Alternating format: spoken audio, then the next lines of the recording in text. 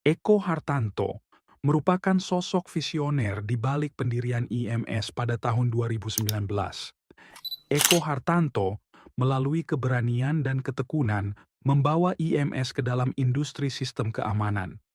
Dengan visi dan misi yang kuat, IMS berkomitmen untuk terus menjadi pemimpin industri, memberikan layanan terbaik dan solusi teknologi yang memenuhi standar keamanan tertinggi.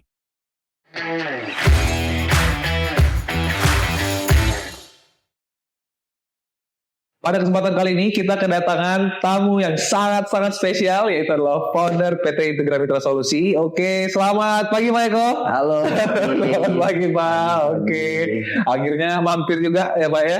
Terima kasih Pak sudah menyempatkan waktunya Pak ya. Sama-sama. Siap. Boleh perkenalkan diri dulu Pak ke kamera yang sebelah sana. Halo, perkenalkan saya Eko Hartanto. Saya selaku founder PT Integra Mitra Solusi.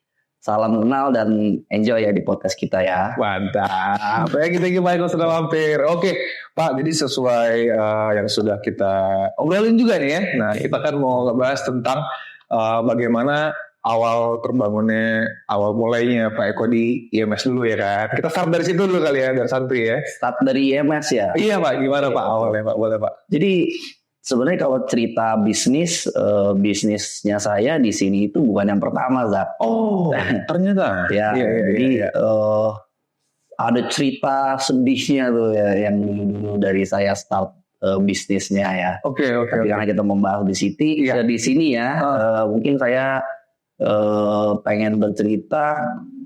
Saya memulai di bisnis security itu karena saya dulu ditunjuk sebagai sales paling pertama di distributor ya. Itu sebagai sales pertama Project Dahwa. Nah, wah.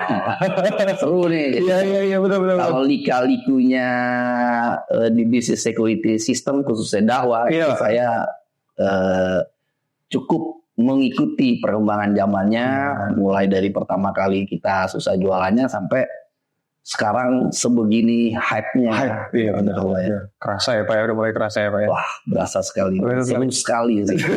Tapi sorry Pak, kalau kita mundur dulu ke belakang, itu tahun berapa Pak kira-kira kalau boleh kita tahu? Sekarang kan 2024 nih, ini kira-kira tahun berapa mulai? 2024, berarti saya pertama kali saya jadi profesional atau sales itu berarti 5 potong 5 10 tahun lalu 2015 2014 lah ya.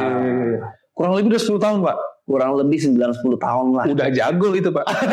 Bukan jago lah. Iya, 10.000 jam itu ada bukunya itu, udah lebih dari 10.000 jam. Iya, panjang dari waktu masih muda sampai sudah tua ya. Wah, Ibu Allah masih kelihatan muda terus nih. Oke, boleh tulis di kolom komen teman-teman. Apakah Pak Eko masih kelihatan muda atau enggak ya kan?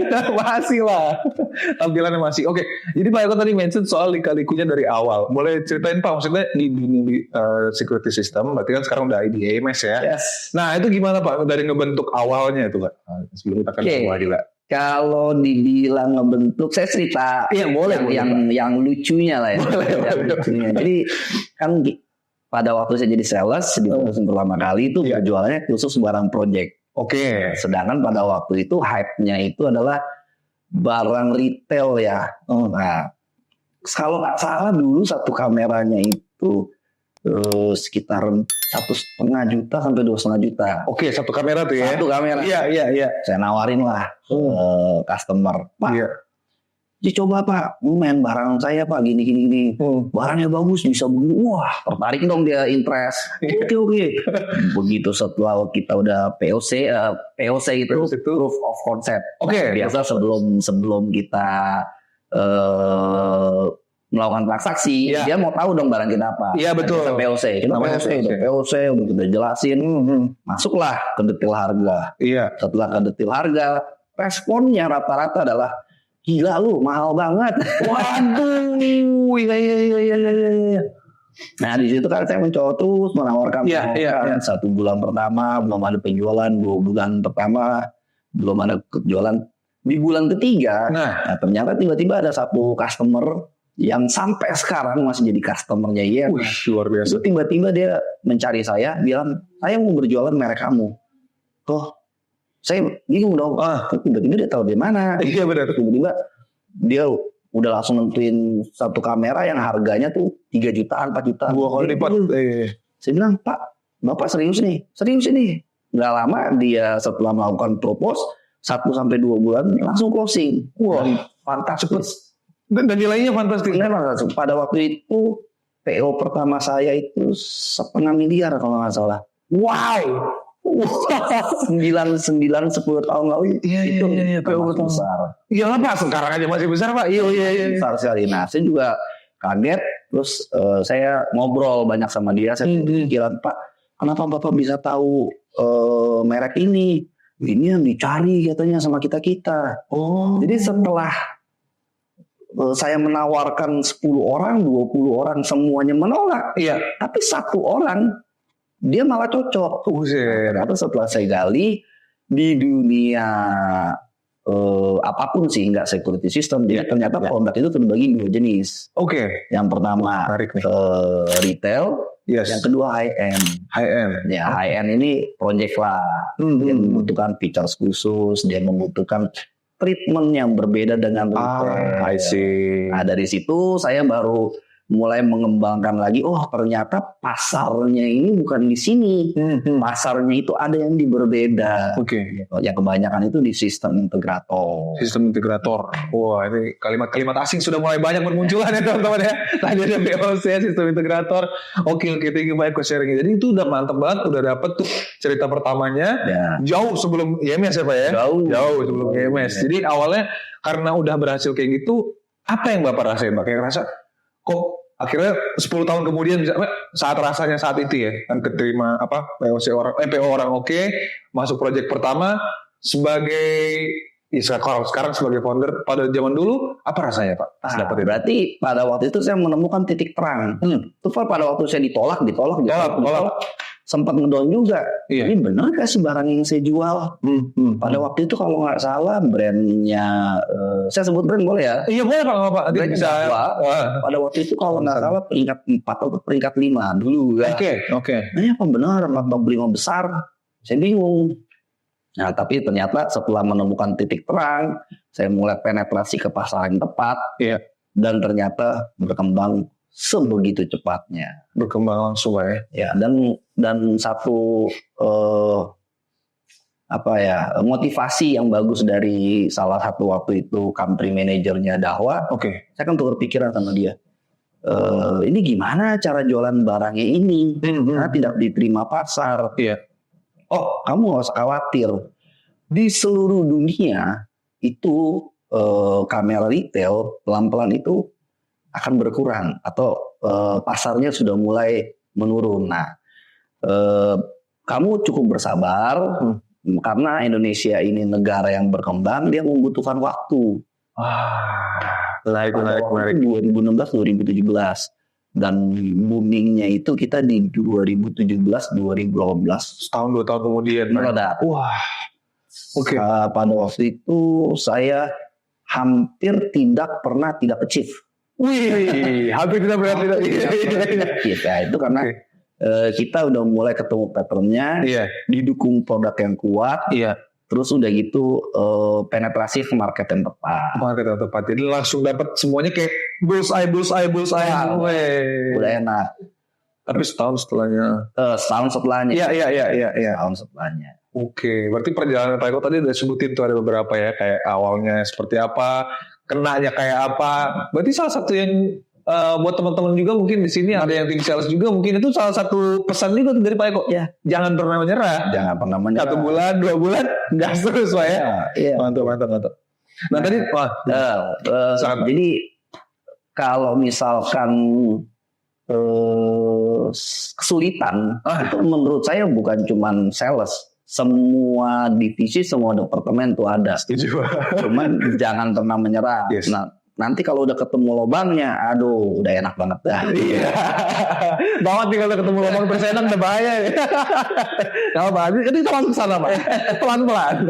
Oke, tadi Pak Eko ada mention semua produk itu ada 2. Yang pertama itu ada yang produk retail, sama ada yang high end atau project. Itu bagaimana Pak? Mungkin bahasa umumnya boleh ditranslate ke teman-teman di sini. Biasa kalau barang-barang retail itu yang digunain untuk di rumahan atau dijual secara mass. Yang orang langsung bisa beli. Ya, yang langsung bisa beli. Tapi kalau project biasanya itu dia membutuhkan features khusus. Misalkan kalau di security system ya, karena saya lebih fasih di security system, ya mungkin seperti AI-nya yang sekarang digaung-gaungkan, atau mungkin ketahanannya, durability-nya buat di anti korosi di tempat yang tinggi kadar garamnya, lalu ada juga explosion proof. Nah, kamera-kamera seperti itu yang nggak mungkin customer tiba-tiba saya mau beli nih 20. Itu kan nggak mungkin. Betul. Dia butuh POC, dia butuh sertifikat, dia butuh support biasa dari distributor atau prinsipal. Makanya setelah adanya hal seperti itu, hadirlah IMS. Hadir. Itu dia teman-teman. Itu peluangnya. Itu peluangnya, hadirnya IMS. Awal berarti kalau kita masuk ke produk retail dan high end, IMS kemana nih Pak? Nah, IMS itu fokusnya itu ke project, karena pada waktu itu semua pasar, semua brand itu menyerangnya ke retail. Menyerang ke retail, semua ke retail. Nah, di situ saya melihat peluang. Saya melihat belum banyak pemain project. Nah, disitulah saya menciptakanlah sebuah peluang melalui Integra Mitra Solutions. Wah, biasa. Di mana ada pain, di situ kita bakal terus painnya Pak ya. Kita kasih solusi di painnya tadi. Kita coba. Iya, betul. Tapi berlanjut lagi. Gimana Pak? Sebelum sampai ke sini, prosesnya itu seru sekali. Boleh Pak. Challenge-nya itu. Gimana Pak? Jadi kalau orang melihat, IMS sekarang enak ya. Jadi saya cerita 2019, saya Start 2019, terus gitu dapat proyek gede, wah saya pikir semuanya running lancar nih, udah tenang dah saya dah. Tiba-tiba 2020 kita semua tahu apa yang terjadi. COVID Pak. Pandemik ya. Saya ingat banget kalau nggak salah di China itu mulai lebih dulu dia pandemiknya. Desember. Dia Desember kena, Januari 2020 udah nggak bisa kirim barang tuh siapa? Iya benar. Nggak bisa kirim barang. Jadi itu saya benar-benar kena tekanan 3 bulan kalau nggak salah. Nggak bisa kirim barang, Jak. Iya sampai Maret akhirnya lockdown. Iya. Bukan di Cina. Di sana. Ini baru di Cina. Baru di sana. Terus setelah itu saya buatlah event di Jakarta di Indonesia. Pak. Event pertamanya Integra. Saya pikir ekspektasi udah keren lah ya. Kalau saya nggak salah itu April 2020. Lalu udah gitu acaranya kalau saya nggak salah, misalkan tanggal 4 Agustus. Tiba-tiba tanggal 3 Agustusnya di Indonesia ada muncul berita 2 orang kena COVID di Indonesia. Iya. Kalau ada yang mungkin ingat ceritanya, terus tiba-tiba waktu itu attendance-nya event kita 300 orang, tiba-tiba jebret semua pada cancel. 300 ya Pak? Enggak 300 ya, tapi kurang lebih turun sampai 40%. Waduh. Wah itu juga termasuk kalau anak zaman sekarang bilangnya kemen ya. Kemen apa tuh? Kena mental. Iya, turun 40% langsung Pak ya. Setelah itu prosesnya ya lockdown sekarang. Iya. Hampir 2000. Nah terus ya, tapi nanti kita next topik kita biar lebih seru ya. Iya benar. Kita bahas IMS dulu mulai awalnya gimana Pak. Siap.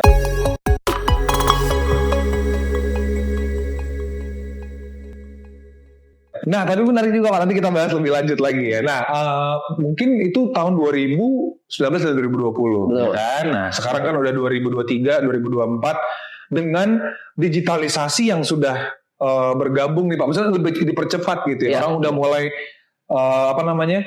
udah mulai fase lah sama yang namanya digital. Jadi apakah itu membuat keuntungan buat IMS? Nah, kondisi saat ini Pak. Kalau menurut saya sampai saat ini tidak berimpact untuk di kita. Percepatan digitalisasi ini yang terkena impact paling berasa itu pertama di telekomunikasi ya. Dia I see. Zoom, Yes, yes, Meet yes, itu yes. sekarang fungsional sekali. Betul. Terus kedua kayak Gojek, Yes, GoFood aplikasi. itu kan zaman dulu mereka bakar uang. Ya. Zaman sekarang mereka udah belum cari uang. Udah ya. Terus Benar. Tokopedia juga berasa integrate. Retail ya Pak ya, Retail. e-commerce ya. Betul. Kalau Gojek saya rasa sampai saat ini mungkin berimpact, tapi berimpactnya nggak terlalu signifikan. Karena nggak mungkin barang kita dibeli di project tiba-tiba jebret kayak gitu Kak. Nggak bisa ya. Oke. Hampir tidak mungkin kecuali dia repeat order. Terus 1 unit, 2 unit. Baru kerasa ya. Oke, mungkin kalau untuk dari segi bisnisnya nggak berimpact, tapi dari segi apa berarti yang Bapak bisa? Oh, kayaknya di sini deh gunanya COVID ke bisnis ada. Kalau gunanya COVID itu sebenarnya berita nggak baik untuk dunia, tapi berita baik untuk bisnis security system. Oh wow, oke. Kenapa? Gimana tuh Pak? Nyambung ke yang tadi ya. Iya. Karena pada waktu itu kita struggling, kita nggak bisa jualan kamera yang biasa, karena di mana-mana waktu itu budget ditiadakan, semua anggaran difokuskan ke pencegahan COVID tuh. Iya. Nah di situ hebatnya brand Dahwa ini, dia mempunyai percepatan teknologi. Dia bisa melihat peluang lah. Jadi begitu dia melihat peluang, dia langsung menciptakan kamera itu namanya Human Thermal Body. Dia namanya Human Thermal Body. Nah, pada waktu di situ saya iseng-iseng, kadang saya baru buka bisnis, udah baru buka bisnis, udah gitu duit pas-pasan dong. Biasa ya Pak. Pas-pasan. Iya benar. Terus tiba-tiba 3 bulan nggak bisa kirim barang, tambah pusing lagi. Iya benar. Nah udah kayak gitu, begitu bulan selanjutnya ditawarin lah sama prinsipal. Bro, lu coba beli ini. Di seluruh dunia kameranya ini booming nih. Untuk ngebaca sensor tubuh manusia yang terdeteksi panas. Karena pada waktu itu COVID gejalanya adalah panas. Yang kebanyakan orang Indonesia ini ya. Sorry orang Indonesia ya. Gak apa-apa Pak. Badung ya. Gue cuman panas, dia berjalan. Gak apa-apa. Dia jalan-jalan di tempat umum dan secara nggak langsung dia itu jadi carrier-nya COVID nih. Oke, ngerti. Nah, terus pada waktu itu ditawarin, berapa satu kamera? Sekian Jak. Waduh, fantastis lah. Saya pusing. Iya. Harganya mahal. Saya pusing. Terus dari situ saya hitung duit saya seberapa nih. Misalkan duit saya ada sekian, 10.000 gitu misalnya ya. Saya all in tuh semua di situ. Saya all in semua di kamera itu. Wow. Karena nggak ada pilihan. Pada waktu itu 6 bulan kita berjualan kamera biasa, sama sekali hampir mencapai titik terendah atau tidak berjualan. Nah, akhirnya saya all in di kamera itu. Iya. Dan setelah all in, saya gambling lagi tuh Jak. Gambling lagi, saya mengirimkan kamera ini by air. By air itu lebih mahal. Iya makanya. Nah, tapi saya berpikir kalau memang milik saya berpikir milik saya, ya udahlah akan jadilah. Karena kalau saya nggak melakukan suatu terobosan, saya begituin 6 bulan. Saya udah coba 6 bulan kan. Gak jualan, Jak. Iya, benar. Gaji harus berjalan. Betul. Udah bangun nih bisnis. Iya, udah. Wah, udah saya pikir, udah dah saya gambling. Memang dapat rezeki ya. Wah, iya. Rezeki. Tuhan, Pak. Kita paling pertama yang bisa sampein barang ke Indonesia. Dibanding merek-merek lain. Wih.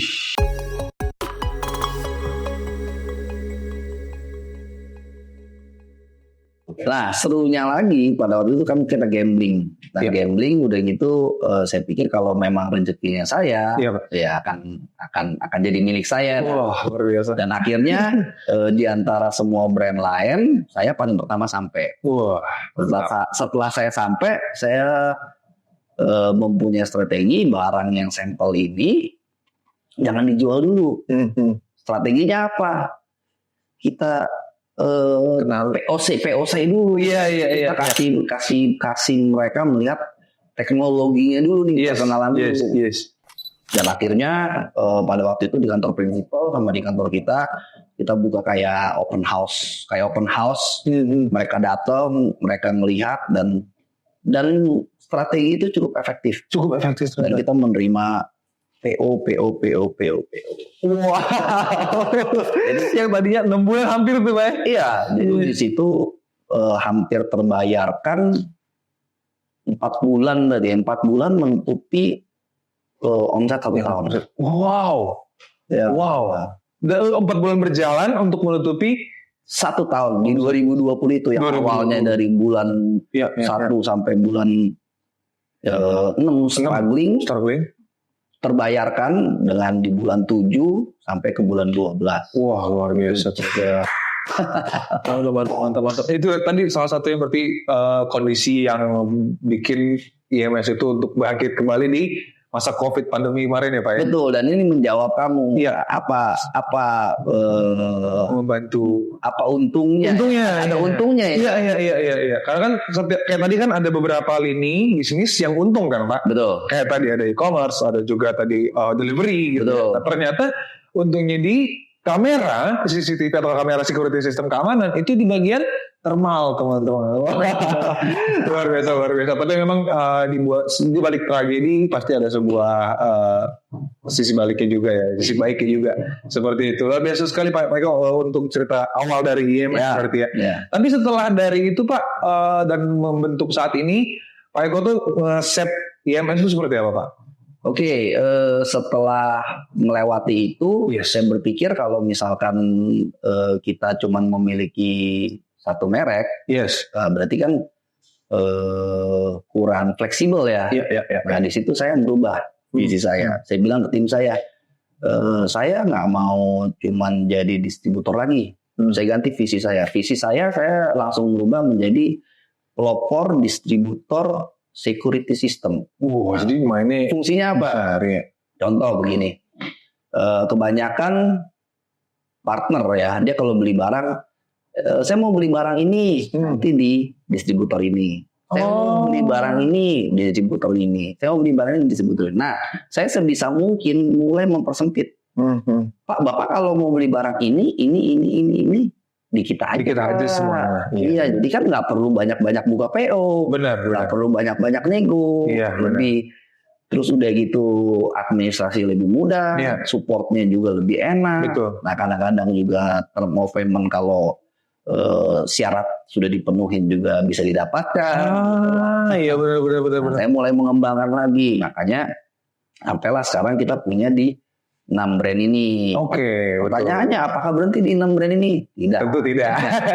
Kita akan terus mencari produk-produk yang berkualitas untuk memenangi pasar di Indonesia. Thank you Pak Eko. Berarti untuk security system IMS itu sudah gandeng 6 brand ya? Ya, 6 brand. 6 brand dan nanti dari 6-nya itu tentunya berhubungan semuanya dengan security system. Mayoritas ya. Mayoritas ya dari 6-nya. Kadang-kadang saya akan melakukan nanti sebagian jam keluar jalur juga. Oke. Karena mulai jenuh nih Jak. Nah, saya melihat udah 10 tahun ya. 10 tahun, Bapak udah 10 tahun. Semua bisnis ini kan pasti kan akan ada titik. Betul. Titik di paling puncaknya, setelah itu pasti akan turun. Tapi turunnya sampai segimana kan kita nggak tahu. Betul. Mudah-mudahan cuma sedikit turunnya. Iya, habis itu baru naik. Iya, betul. Udah kayak ini bahas investasi saham aja. naik turun. Visi misinya tadi berarti Pak Eko sorry saya ulang. Kalau untuk visi misinya berarti adalah awalnya bermain dari kamera keamanan IMS ya teman-teman. Nah sekarang IMS juga akan menuju ke keseluruhan dari security system tadi, ya kan? Dan tujuannya IMS juga memperbesar adalah biar bisa lebih mudah juga customer ya. Jadi buat customernya bisa lebih mudah. Kalian bisa ambil kasarnya paket lah Pak ya. Paket. Jadi ambil paket yang bisa lebih ambil paket yang bisa dalam satu paket ini kalian bisa dapat macam-macam kebutuhan security system teman-teman. Wah keren sekali. Dan kalau boleh Pak di ini Pak disebutkan ke kamera juga apa visi-misinya PT IMS Pak mungkin buat para penonton. Oke, di 2024 visinya kita masih sama seperti sebelum. Kita akan jadi pelopor untuk distributor security system dan beserta perangkat lainnya. Misi-misinya kita pasti kita juga tidak akan berhenti berinovasi. Berinovasi itu tidak boleh dihentikan ya. Apalagi kalau dalam kondisi persaingan semakin ketat. Kedua, kita juga mempunyai misi untuk selalu menjadi yang terdepan. Pertama dari harga, kedua dari manpower, ketiga juga dari produk. Nah, misi selanjutnya udah pasti kita pengen memudahkan customer ya, memudahkan customer biar dia jadi kayak one stop solution. Contoh dah, kayak kamu pergi ke tempat supermarket. Tapi supermarketnya cuma ada barangnya itu A, B, C. Kamu harus beli yang D, E, F ke tempat lain. Capek gak sih? Capek banget. Tapi kalau kamu ketemu satu supermarket, kamu mau beli A sampai Z ada. Benar. Ya walaupun lebih mahal sedikit, kamu akan ke sana gak? Setuju. Iya dong. Setuju. Kenapa? Betul. Parkir udah kena. Betul.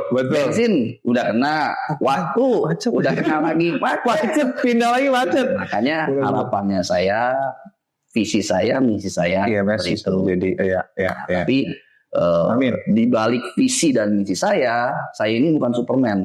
Betul. Jadi saya membutuhkan kalian, termasuk tim-tim IMS itu untuk mewujudkan atau mensukseskan visi dan misi saya. Wah, siap buat teman-teman semua tuh ya. Salah satunya mungkin ini pasti para penontonnya anak-anak juga Pak. Nanti kita sebar juga guys, tadi tonton ya. Oke, terima kasih banget. Itu adalah misi-misi dari PT IMS teman-teman. Begitu kita kalau dapat ikan kita teriak strike ya. Oke. Dia begitu dia mabok, dia dengar strike, dia lari ke depan. Dia mancing juga dapat. Maboknya lu hilang. Oke dong, dapat. Setelah itu ikannya hilang. Oke. Dia mulai mabok lagi. Balik lagi tidur.